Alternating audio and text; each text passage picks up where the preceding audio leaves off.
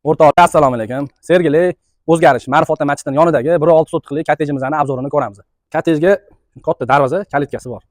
Kirganda keng hovli kutib oladi. Kottejimizda bir taxminan 4 ta 5 ta mashina sig'adi. Kravat, stul qo'yib qo'ysa bo'ladi. Ko'chaga bitta sanuzul qoldirilgan. Ichlarini ko'rsataman. Ichkariga kiramiz. Bismillah. Bizani hovli kutib oladi. Koridor gilamlar ham yangi yozilgan. O'ng qo'lda sraz o'xshaydi. Eng kuxunliklar, холодильник, pech, gaz, hamma narsa bor, stul.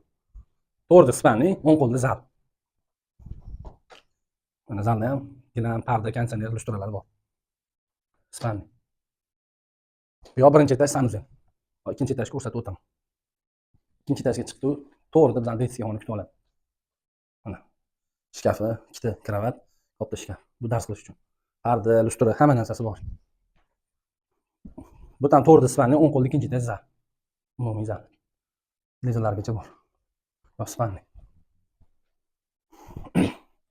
O'rtoqlar, uyimizda srochniy narxida. Narxini 105 ming so'rayapmiz. Uy o'zimizniki, primoy, makler, realtorlar. Aloqaga chiqinglar.